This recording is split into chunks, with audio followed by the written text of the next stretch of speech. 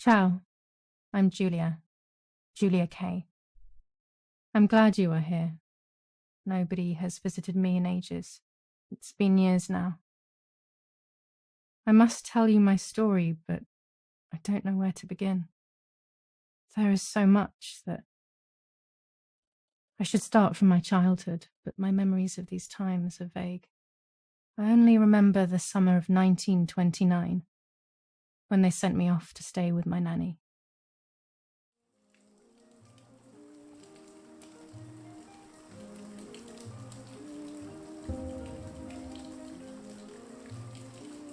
Nanny, will you tell me the story of the White Lady? No, little sparrow. Not tonight. A fog is coming, see? Yes. I know that when it's foggy, the lady kills young women.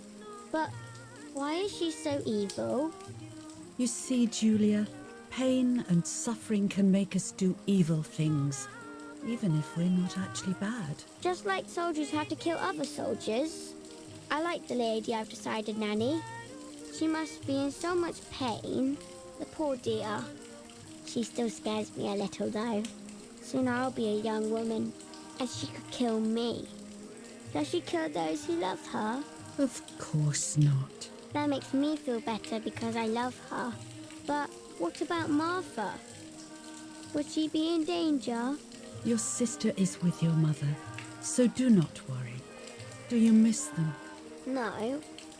I mean, yes, I miss Martha a little, but I love spending time with you. Now, go to sleep, little sparrow. It's getting late. Okay, Nanny. I'll go to sleep and dream of the lady. Was she beautiful? She was beautiful. Yes, very much so. Then she'll be beautiful in my dreams. And will I be beautiful just like her? You'll be even more beautiful. Listen, Nanny. Since the lady won't harm me because I love her, and since you're not a young woman, could you tell me her story, even if it's foggy outside? Please. Oh, please, then I'll sleep. I promise. Oh, all right. You always get your own way.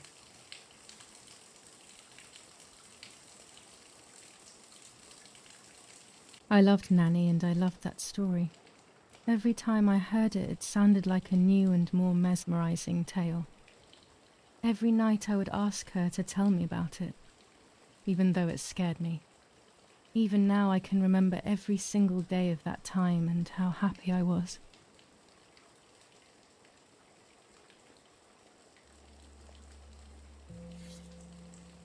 According to an ancient legend, the lakes of the area are haunted by the spirit of a young woman who was killed by the man she loved.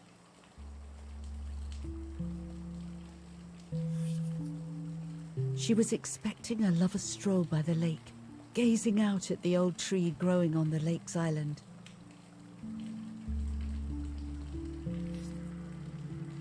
So much hope and desire, but death, not love, was awaiting her.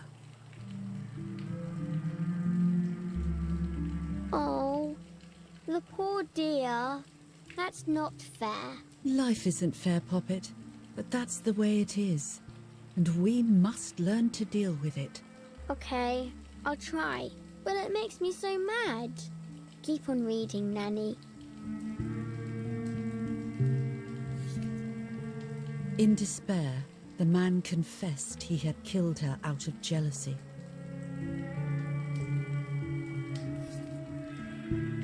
So he was hanged on the small island, in the middle of the very same lake where he had killed the girl.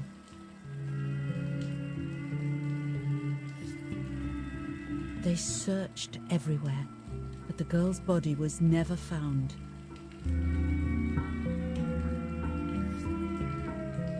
Since then, her spirit, known as the White Lady, has been imprisoned in the depths of the lake.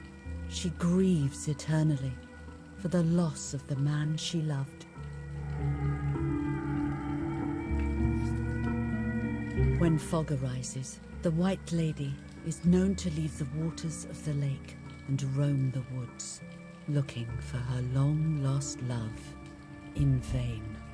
Within the fog of dawn, hunters have claimed to hear the wailing of a woman in the distance. I'm a little scared of this story, even though I like the lady. Should I stop reading, my little sparrow? No, Nanny. Daddy always tells me that fear must be faced. Go ahead. Okay, honey.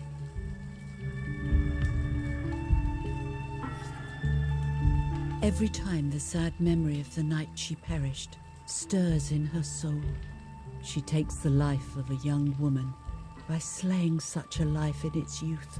Even just for an instant, the lady feels free from the burden of her pain.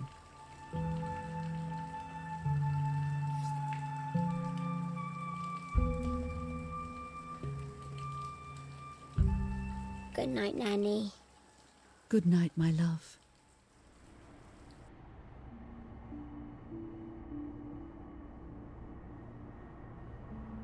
I spent almost 3 years with the nanny, but when I came home, I quickly forgot how to be happy. My memories do not return until 15 years later, in 1944, when I stayed in that house. I enjoyed setting up cameras in the woods by the lake. My father created a device that attached to the cameras. It would make them take pictures at set intervals. I was trying to photograph animals, or whatever else was in that damned place.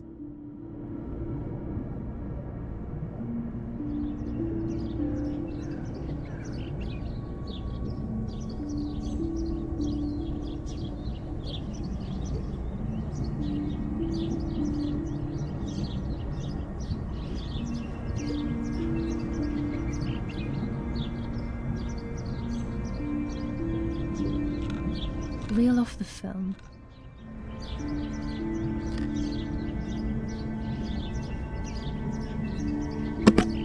Open the camera. Remove the old roll of film.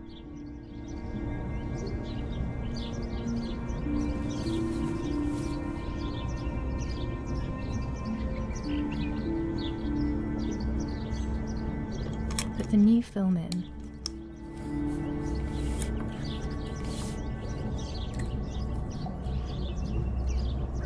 Close the camera. Load the film.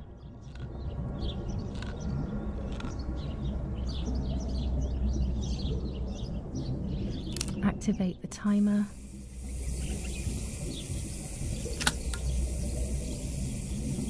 Almost ready.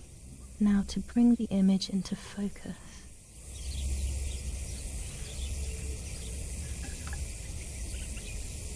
There's something floating on the surface of the water. If I frame it better, I might be able to see what it is.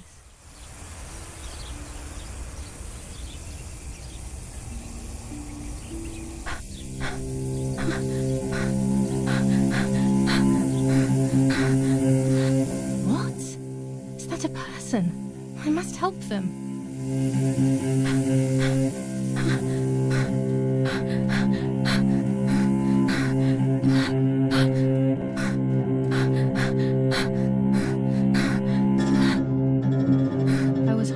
At the idea that someone might have drowned in my lake. The lake was my world, where I would spend entire days daydreaming. I would lose myself in my thoughts, but that was a rude awakening. So terrible.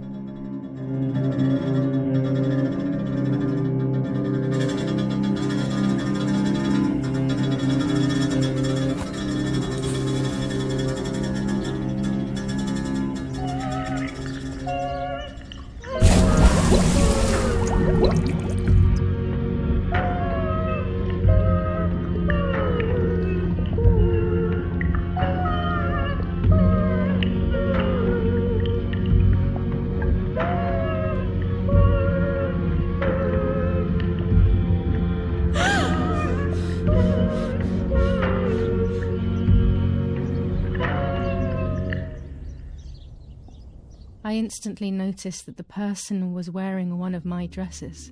I was scared. I dragged that lifeless body as best as I could to the shore, trying not to drown myself. Only when I lifted her in my arms did I realize who she was. It was my sister, my twin, a part of me, dead. Impossible to comprehend. I was desperate. I didn't know what to do or to think.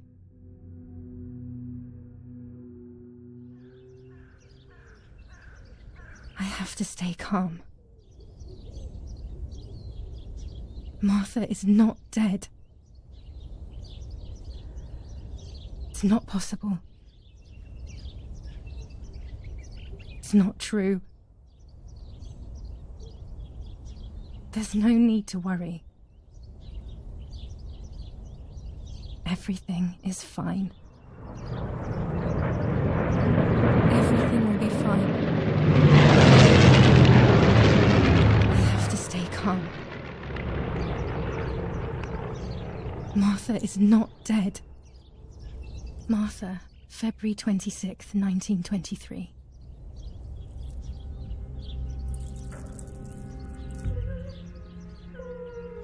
Is everything okay?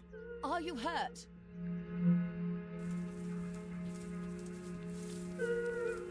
What are you doing? Go, Eric, run!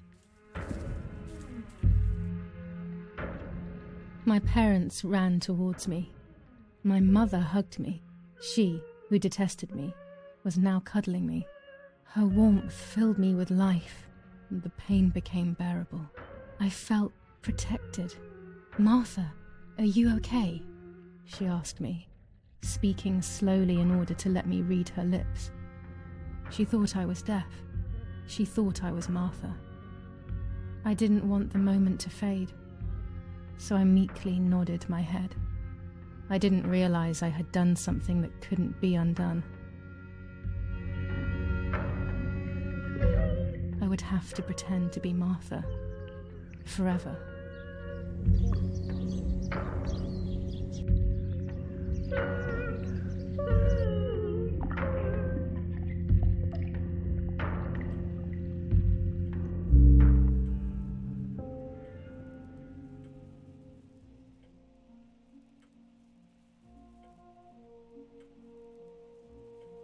O Lord, who gives life to the dying, let your sacrifice of love be offered for Martha's soul. Into your hands I also entrust my spirit, so that I may be reunited with her in perpetual light, to never suffer the desolation of purgatory. Please grant her eternal rest, O Lord, and may eternal light shine upon her.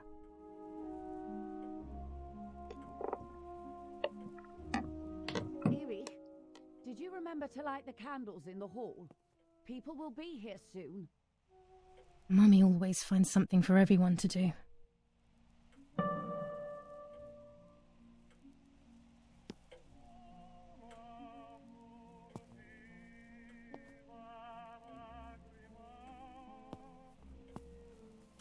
Books, books, and more books.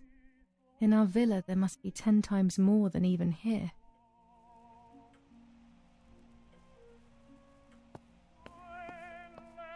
Daddy must be devastated. He loves me. I messed up and now I have to watch him suffer my death. I can at least light the candles and let him find some comfort in sleep.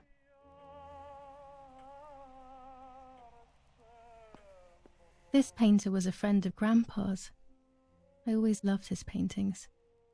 As a child, I used to look at them for hours. These hunting rifles are not Daddy's. He never went hunting. Nanny must have left them here. Daddy's oboe. We were preparing a really nice duet together. On the rare occasions he's at home, that is.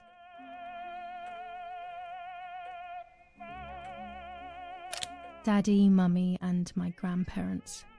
It seems almost impossible that Father is a soldier. Mother would have been more suitable if she wasn't a woman.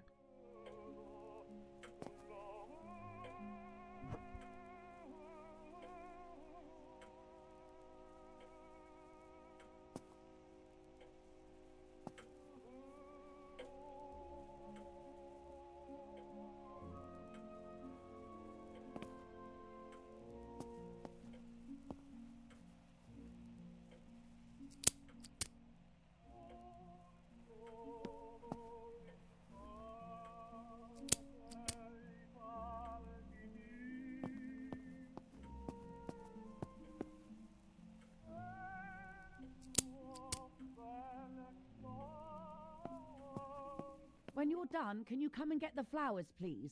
Or send Martha if you like. Never a moment's peace. Even at a time like this. She can't sit still for a second.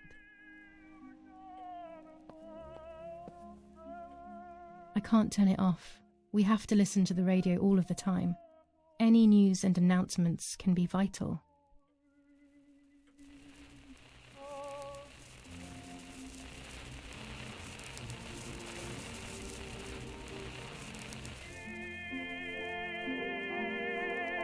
Is someone coming to get these damn flowers?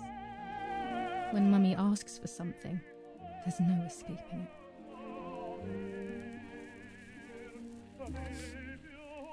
July 17th, 1944. Our family is deeply saddened and is thinking of you during this extremely difficult time. Ernesto E. and family. July 17th, 1944. Our hearts are with you and we share your grief in the wake of the tragic loss of your dearest Julia. Monsignor Attilio D. July 17th, 1944, Ministry of War. Director General for Conscripts and NCOs. We are grieving over your sudden loss, and we send you our heartfelt condolences. The Lieutenant Colonel Rapporteur.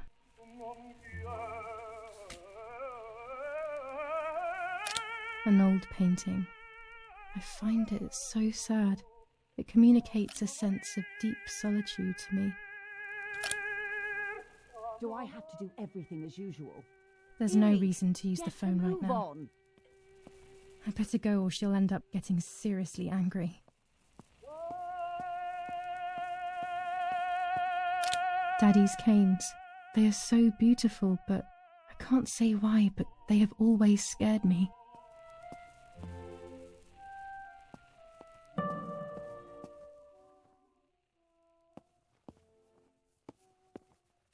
Riding bikes around here is beautiful.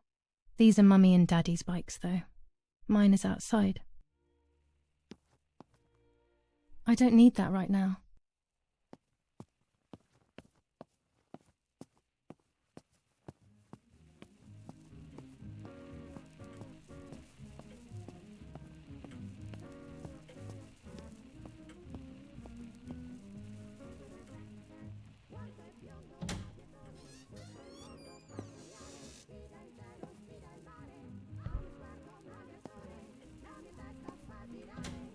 Everything always has to be perfect with her.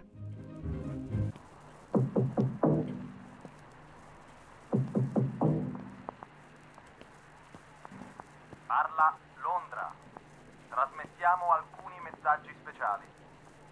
Felice non è felice. È cessata la pioggia. La mia barba è bionda. Parla Londra. Abbiamo trasmesso alcuni messaggi speciali.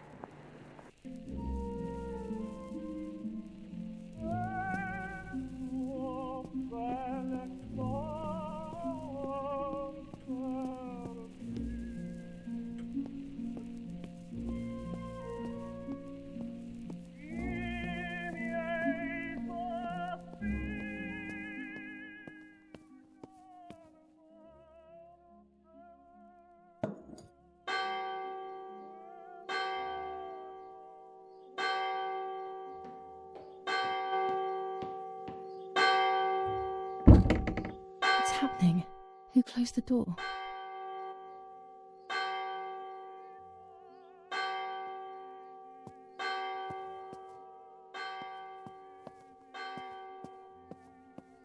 Erich, wake up. Do you think it's appropriate to sleep here, of all places? What? Yes. I must have fallen asleep. What are they talking about? You can't stay here forever. Why don't you go to bed? No. I want to stay with my daughter. Your daughter? Your daughter? You have another daughter, you know. The one who's still alive. Remember? What are you talking about, Irena? Julia is dead. What kind of comment is that? How can you? You should be thinking about Martha. Julia harmed Martha. You know that, right? And as if that were not enough, she has now also abandoned her. It's the same old story. Everything is always Julia's fault, isn't it? Her fault for Martha being deaf and for you being infertile. Do you think it's the right time for this? Julia is dead, Irene. Dead. Someone killed her. Do you realize that? Of course I realise. I get it. Do you think I'm stupid? No one understands it better than me. She always brought problems. Only problems. It would have been better if she hadn't been born at all. You're crazy. I'm the crazy one? Me?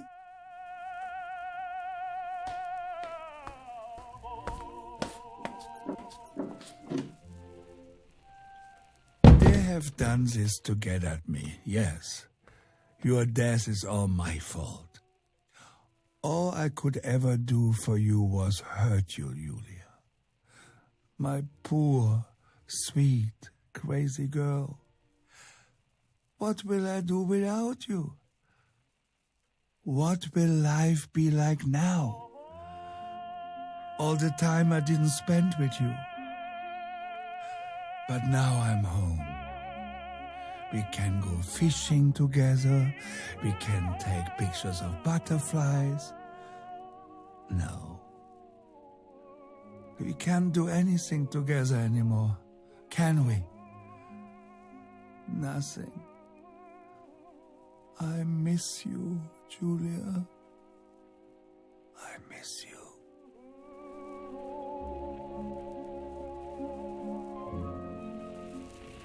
While American bombings continue to devastate the peaceful towns within the Elsa Valley, we have heard some tragic news from the area of La Ramola. The young daughter of German Army General Erich Kay was murdered near her home. What possible reason could there have been behind such a cowardly act? This is what the Carabinieri, who immediately intervened, hope to find out.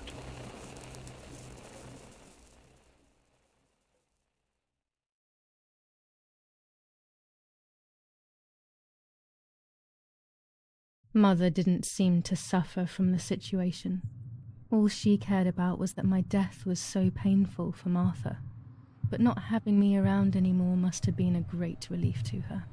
At the end of the day, it was better for everyone that it was me who died. And it was better for me too that people thought that. But the guilt began to consume me. That's when I started having horrible nightmares.